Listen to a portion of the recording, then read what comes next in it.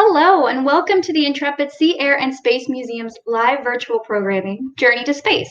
My name is Kara, and I'm an educator here at the Intrepid Sea, Air, and Space Museum, located in New York City, and I will be leading you through today's program. Now, the museum's public live streams are free, but if you would like to join us in delivering this amazing content, please click on the link below in the comments or in the chat.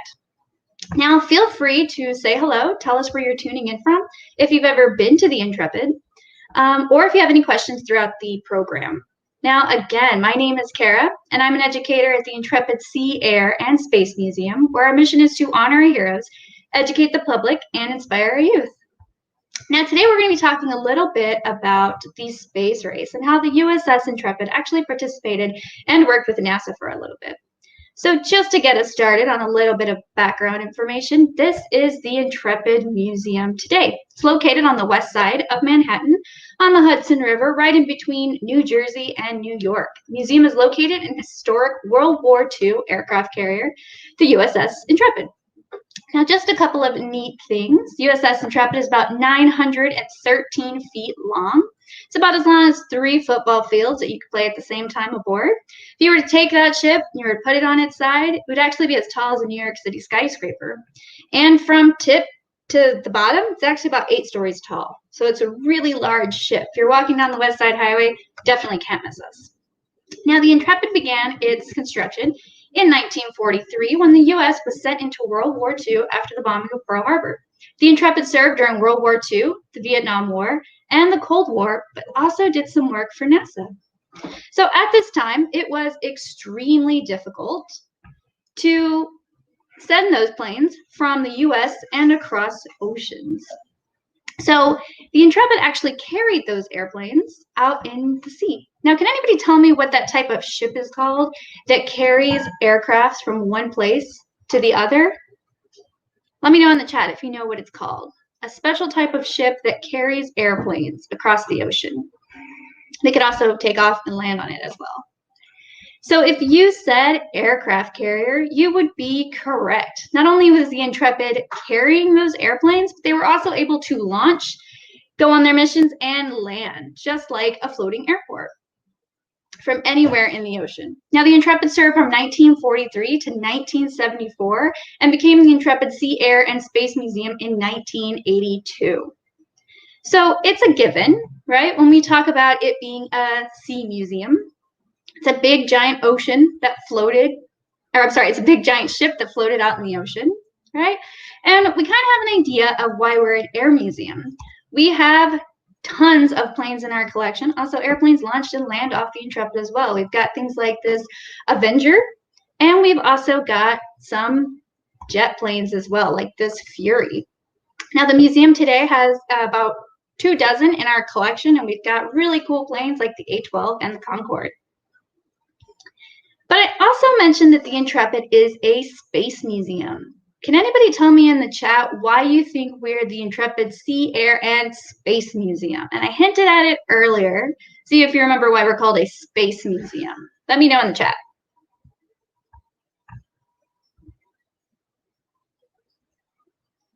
So the Intrepid is a space museum because we've got really neat artifacts like this one.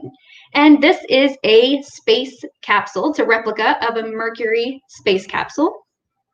And this capsule would actually sit on the top of a rocket that would go up together, it would separate, and the capsule would go on and do its mission, whether it was orbiting or it was just going up into space. And that rocket it would sit on was either a Redstone or an Atlas.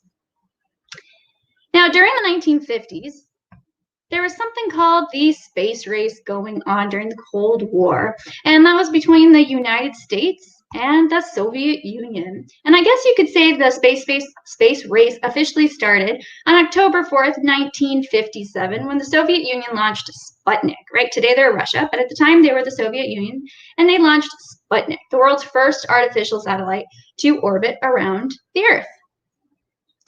Now, I mentioned that this is a space race, right? And we know that they're in a race, we always have a finish line. Can anybody in the chat tell me what the finish line might be in outer space? I'll give you a hint. You can land on it. Where would a good place to land for a finish line be in space? Now I see some of us are saying the moon. Yeah, and our finish line was the moon. But being in the early stages of space exploration, you couldn't just put astronauts in a capsule or in a spaceship, launch them up there and say, good luck, I hope you make it to the moon. You got to take these baby steps. And part of that baby steps was Project Mercury. Yeah, and I see a lot of us are coming in right now saying the moon, right? That was a good place to land in order for us to finish the space race. Now, NASA decided they were going to break up this mission into 3 projects. You had Mercury, Gemini, and Apollo mission, right? And the Mercury missions were made up of these 7 astronauts, right? The Mercury 7. And we're going to focus on this guy right here today. This is, oops, there we go. This is Scott Carpenter. And that replica that we saw earlier of that Mercury capsule belonged to him. This is the Aurora 7, and it could fit one astronaut in there. And this capsule would actually sit on top of this rocket right here. This is the Atlas rocket.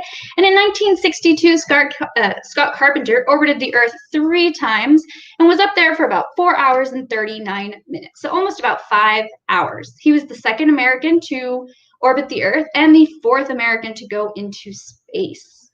Now, coming back down to Earth, after you've been orbiting around, you're coming in from the atmosphere, where do you think would be a really good place to land? Tell me in the chat where you think would be a nice, soft area to land. The Earth is covered in about 70% of it, if that helps you out. A nice, soft place that he could land his space capsule. Don't want to land maybe on the hard ground, but what could he possibly land in that would kind of cushion his fall just a little bit? And I see some of us are saying the ocean. Yeah, like I said, the Earth is covered in about 70% of it. So it's kind of hard to miss the ocean if you're landing coming in from outer space, right? So as you're coming down, he's going to deploy these parachutes, which are going to slow him down, create some drag so that he's not hitting that ocean at full speed. Remember, he is falling from space. So he wanted to make sure that he could land somewhere nice and soft and kind of cushion that blow for him just a little bit. But something went wrong when Scott Carpenter was coming back in onto Earth. So when he was coming back in, he got a little bit distracted by looking out the window, right? And I think that if I were in outer space, I'd also get distracted by looking out the window, right? If you're hovering above Earth. Now, he admitted that he started his landing preparations a couple seconds too late and activated his retro rockets about 2 seconds too late as well, landing him about 250 miles off course, northeast of Puerto Rico. So at the time, there was this huge aircraft carrier that was nearby that could actually deploy these helicopters and go pick up Scott Carpenter, just like this. Can anybody think of a gorgeous aircraft carrier out in the ocean that could come pick up Scott Carpenter? It's very near, dear to my heart. If you said the Intrepid, you would be correct. The Intrepid actually went and picked up Scott Carpenter and brought him back on board. So this, my friends, is why we're called a space museum. The Intrepid acted as a recovery vessel for NASA and the Mercury program. Awesome. So I'm going to take a quick question break here. Does anybody have any questions about Mercury missions? Why was it called Project Mercury? That's a really good question. So it's named Project Mercury because remember, during the space race, we wanted to be the first ones to get to the moon, and we wanted to be the fastest ones to get there, right? And if you think about the planet Mercury, it's the first one in the solar system, and actually orbits around the sun fastest too, making it the fastest planet and the #1 planet. So it was an appropriate name to name our Project Mercury. Very good question. Any other ones? Did Scott Carpenter leave the capsule when he was in space? So no, Scott Carpenter did not leave the capsule when he was in space. He was only up there for about 5 hours. Those spacewalks and those EVAs would come a little bit later, but he just hung out in his space capsule the whole time that he was just orbiting around the Earth. Great question. Awesome. So Scott Carpenter isn't the only astronaut that the Intrepid helped recover, right? So during, I said that it was broken up into 3 parts. We had the Mercury mission. Next came the Gemini missions. And they were able to do things take things a little bit further and do some really interesting experiments, like spacewalks, like I said, or extravehicular activities, which was leaving and you're kind of still attached to your capsule. So they were able to do some really cool things like this. They were also actually able to stay in outer space a lot longer. The longest mission was about 14 days. So Gemini 3 took up these two astronauts right here, Gus Grissom and John Young. And like I said, these Gemini missions were experimenting with things like doing EVA, staying longer in space, and eating food. Now, back in 1965, space food was pretty gross. It looked a little bit like this. It was dehydrated, it was freeze-dried, and it was bite-sized. If you take a look at this picture, you can kind of see that it's in those little cubes. And what would happen is they would actually have to reintroduce water. They'd have to squish it around, and then they'd slurp it up. Doesn't that sound delicious? So on the day of their launch, while they're in orbit, John Young actually pulls out a corned beef sandwich on rye from his spacesuit that he had smuggled up into space. Now, we know that in outer space, there is very little gravity, microgravity, right? And if when you're here on Earth, if you take a bite of a sandwich, those crumbs are just going to fall on your lap and you can just brush them off with a napkin. But in outer space, those crumbs are actually going to float, right? Now, this could be super dangerous. Those crumbs could get in their eyes or their ears. They could actually get into the ventilation system as well. And can also get lodged in their controls, right? So this is not ideal for very expensive technology that is actually supposed to bring you home safely. So, of course, when they returned back to Earth, they got in a little bit of trouble, and they had to apologize to Congress, right? And NASA also warned them to never pull this stunt again, and anybody after. But it's actually the reason that NASA knows that you can't take bread up into outer space because it creates sandwiches. They actually have to use tortillas. Now, there's no refrigerators in space, right? The only one that's up there is actually used for biological experiments. So I don't think you'd want to leave your lunch next to bio experiments. But astronauts also tend to lean towards spicy food because something called fluid shift actually occurs in space, right? And if you've ever had a cold, you know that you lose your sense of taste and your sense of smell. Same thing happens with astronauts too, and they like that spicy food. And again, they have to use tortillas because you can't take bread into space. You can see here, astronaut Peggy Whitson actually has a hamburger on her tortilla there, and she's got mustard and ketchup and onions. So I don't know if anybody's ever had a hamburger on their tortilla, but you can't bring hamburger buns up into outer space. So Gemini 3 rode up on the Titan II rocket, orbited Earth 3 times before coming back down for a splashdown. And just like the Mercury capsule, it used that parachute to fill up with air and kind of catch its draft so that it would create some drag and help it float back down to Earth, where it would land in the ocean, right? So if you take a look here, you can see that there's that green dye that's coming out of the capsule. That's so that they're easily recognized. It's kind of like an easy way to see them. But there's also this flotation device that's around the capsule, and that's called a flotation collar. Now, Gus Grissom, who was an astronaut here on the Gemini 3 mission, was also a Mercury astronaut. And during his return back from space, something kind of scary happened. Everything went well until he landed back down, and his hatch door that's only supposed to come off in emergencies popped open, and his capsule started to fill up. His Liberty 7 started to fill up with water. And that capsule actually ended up sinking down to the ocean, down in the Atlantic. But thankfully, he was able to be picked up before anything bad happened to him. So Gus Grissom decided that he wanted to name his Gemini 3 capsule the Molly Brown, after the Broadway musical, The Unsinkable Molly Brown. Right? It's an appropriate name. And it was the last Gemini flight that NASA actually allowed astronauts to name their capsules. So again, they're out in the ocean, they're waiting to be picked up. And here you can see that sailors there picking up that capsule. It was a really big deal on Intrepid to have astronauts on board. And if you go today to the ship, you can actually see a replica of what it would have looked like if the Intrepid was picking up a space capsule back during the space race. Alrighty, friends. So do we have any questions at this point? Let me know in the chat if you've got any questions. So do astronauts have to wear their spacesuit in their capsules? So no, they don't have to wear when they're inside the capsule. They don't have to wear it. If they're leaving it, of course they have to wear their space capsules, or their spacesuits, I'm sorry, especially if you're looking at videos of the ISS today. You can kind of see that they've got all that air in there with them, and they're actually able to float around. It looks like they're swimming. Any other questions? Do they eat better food in space today?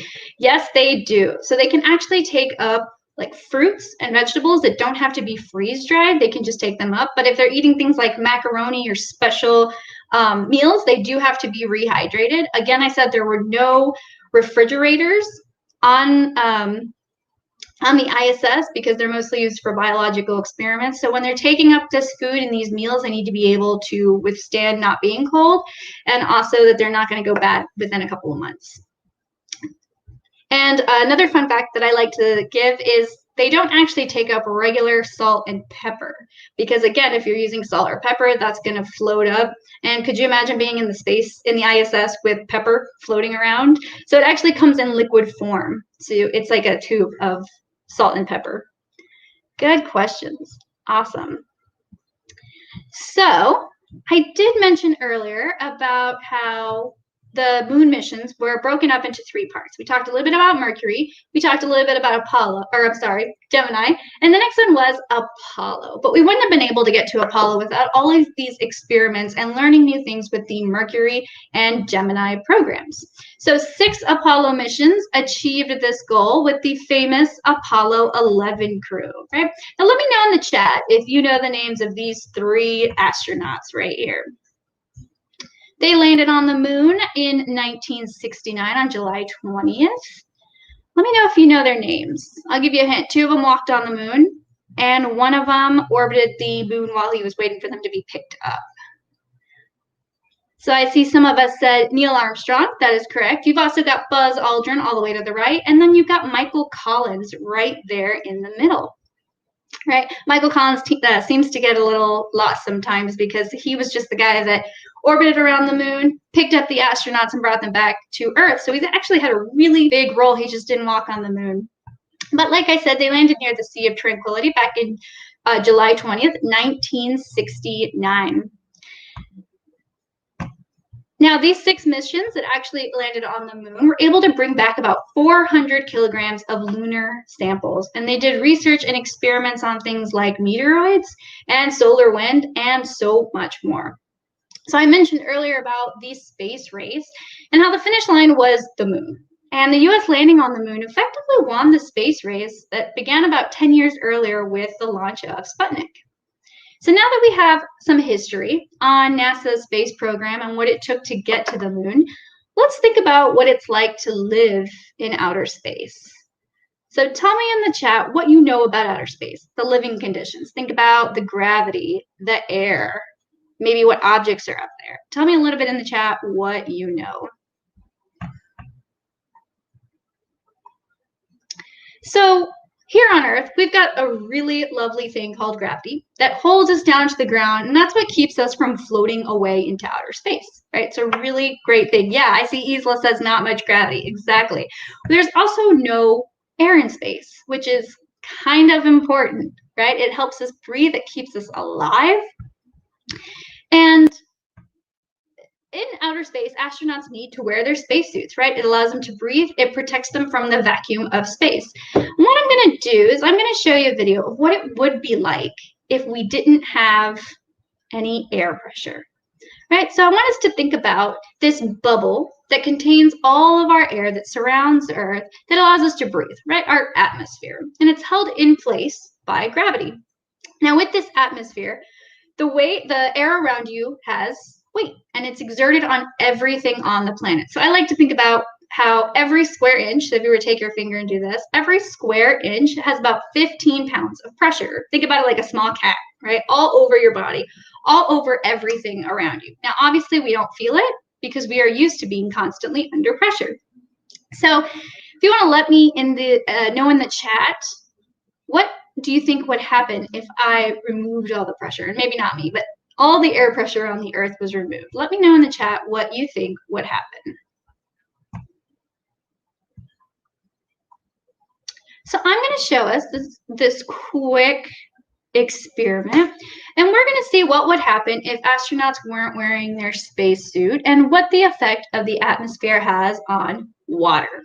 So what we have here is this bell jar, and it's connected to that pump, that vacuum pump. And once you turn that vacuum pump, air is going to be sucked out through that tube right there.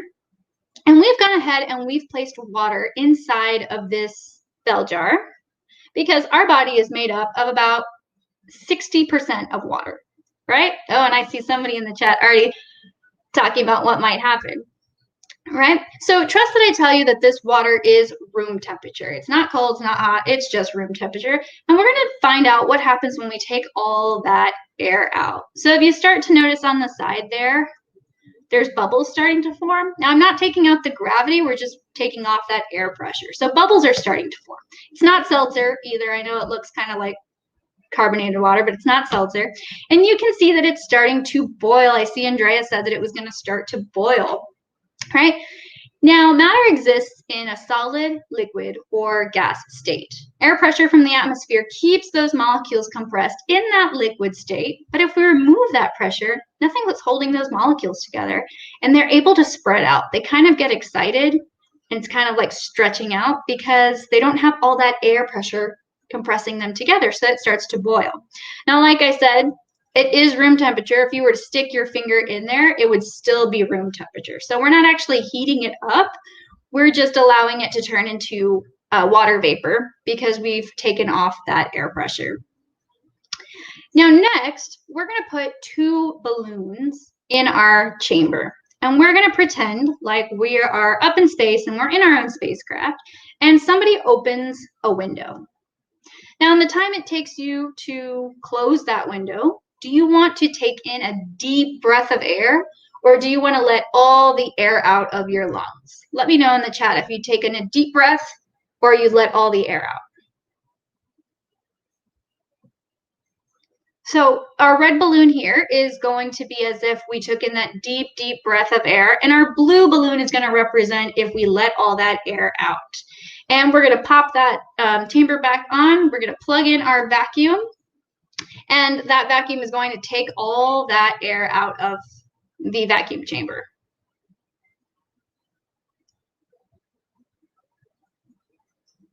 So something interesting is going to start to happen. As soon as we turn on that vacuum, you can see automatically that our red balloon is starting to expand. And our blue one is taking a little bit longer, right? Our blue one was the one that we let out all the air and we don't have any air in our lungs. The red one was if we took a deep, deep breath in, right? So just like our water molecules, our balloons here are filled with air and they're being compressed by the atmosphere. But as soon as we take that air out, they're able to expand a little bit and, of course, eventually pop. Right? Our red one's not going to pop in here, but it would eventually pop if you were to let it keep going. So again, very important on why we have to have air in outer space. Alrighty, so next, I'm going to go ahead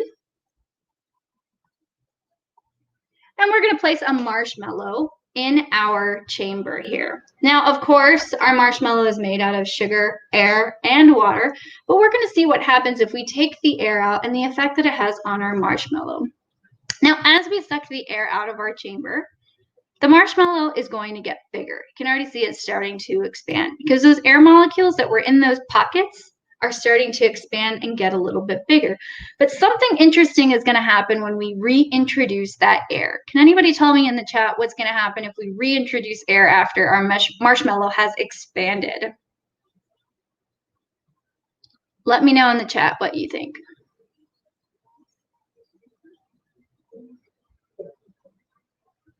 So our marshmallow is poofed up.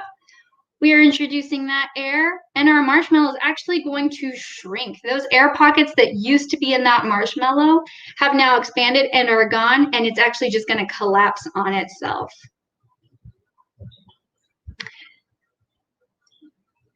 Yeah, and I saw Isla say it was going to shrink, right?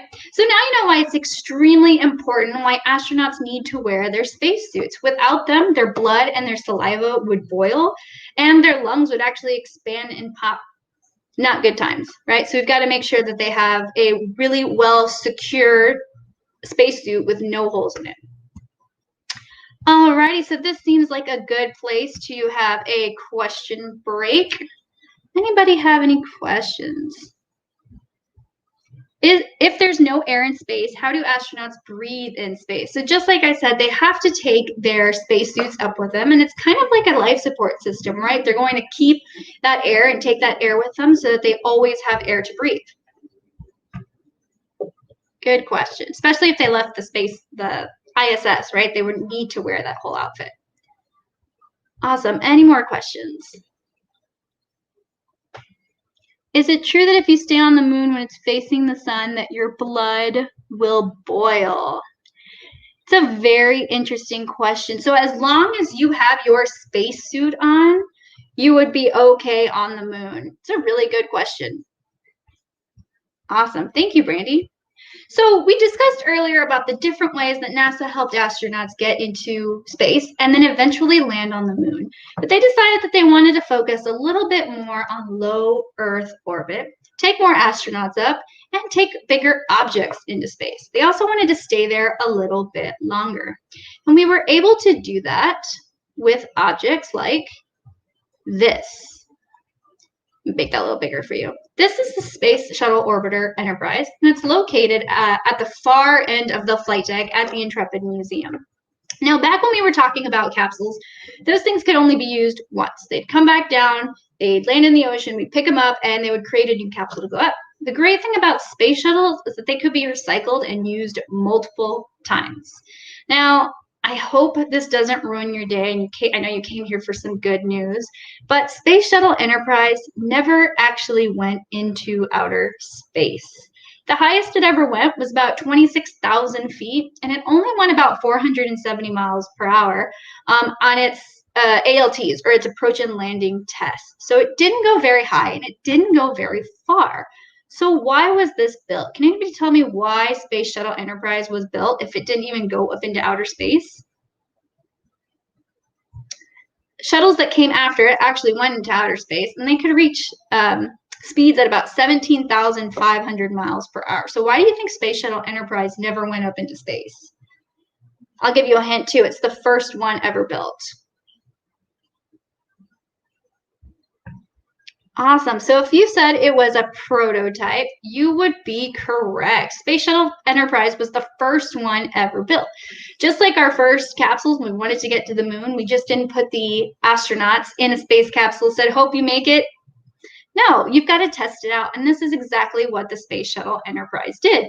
Space shuttles work basically like large cargo ships. They could bring up things like pieces of the International Space Station. They could bring up equipment like the Hubble Space Telescope. So they're basically used like cargo ships. If you were to open up those bay doors of the space shuttles, you could actually fit a huge yellow school bus inside of that area. So it was really massive in order to take up a lot more equipment and take up a lot more astronauts. Now, I mentioned earlier that this shuttle never went up into outer space, but when they did, they looked a little bit something like this, right? You would have your Space Shuttle Orbiter, which is that white piece we just saw. You'd have your two solid rocket boosters on either end containing solid fuel, and then you had that big orange part, I like to call it the big orange hot dog, containing liquid fuel, and that's the liquid fuel tank. And basically, this would go up in a stack together. Right after about 3 minutes after launch, those solid rocket boosters would actually be empty because they're carrying all that fuel to get it up into space, and you don't want to be carrying around dead weight. So those would actually fall off, land back down on Earth in the ocean. NASA would recover those, and they'd actually be used over and over again. That orange piece, after about 8 minutes after launch, that 8 piece would actually fall back down to Earth. It would actually disintegrate in the Earth's atmosphere, and that shuttle would continue to go on. But like I said, Enterprise was a tester. It was the prototype. So Enterprise actually went up like this on the back of a 747 jet back in 1977 and was released. NASA needed to make sure that this, almost called an airplane, this shuttle acted kind of like an airplane. It had those big, beautiful wings. We know that if we were to take the shuttles into outer space, their wings are kind of useless, right? Because wings are used to manipulate the air and help you get back down. But in outer space, there's no air. So those wings would be used when they came back into the atmosphere. And NASA needed to know if they could actually glide. right? Space shuttles don't have propellers. They don't have thruster or engines, jet engines. So they need to make sure that it could kind of glide in the atmosphere and actually land on a runway, just like an airplane. So you can see here that you've got your landing gear that can actually help you land on that runway, just like an airplane. So after the testing of Enterprise was a success, NASA was actually able to make 5 more orbiters. They did about 133 successful, they did exactly 133 successful launches, with the last one in 2011 after the space shuttles retired with Space Shuttle Orbiter Atlantis. Now, back in 2012, when the Intrepid Museum acquired Space Shuttle Enterprise, it came back and was celebrated with a victory lap around New York City on the back of a 747 jet, just like it had originally done on its approach and landing test. So it was kind of a nice little hello and wave to New York City. Now today, NASA has actually, well, not NASA. So today we've actually kind of gone a little bit backwards. We're back to using capsules, right? We're not taking up huge amounts of equipment. We're not building things like the ISS or taking up massive telescopes. We're actually just taking up astronauts and people right up into outer space. So this is called the Soyuz Russian spacecraft, and you can see it right underneath Space Shuttle Enterprise in the flight deck in the Space Shuttle Pavilion. Now, those of you that were really disappointed about Enterprise never going up into outer space, you'd be happy to know that this Soyuz capsule did. If you look a little closer, you can see that it's a little charred from reentry. It's a little toasty from coming back into the Earth's atmosphere. Now today, if astronauts want to get up to the International Space Station, this is the only way that they were able to get up until about last year with SpaceX, which was the first crewed space flight launched on the U.S. soil since the final shuttle mission in 2011 with Atlantis. Now, when it's up in space, it looks a little bit something like this. There we go. And this main piece is what comes back down to Earth. Now, if we remember when we were talking about the Mercury and the Gemini missions, those would come down, they'd actually land in the water. Now, this capsule can hold 3 astronauts, and you can see they're nice and cozy in there. They've got a lot of padding, right? Each one of their seats is actually made to form and fit their body, so that they're nice and comfortable and extra cozy while they're going up and coming back down. Now, I mentioned a little bit about how the Mercury and the Gemini missions, when they were coming back down, they'd actually land in the ocean. But what's really great about the Soyuz, or what's really cool about it, is it actually lands in the desert of Kazakhstan.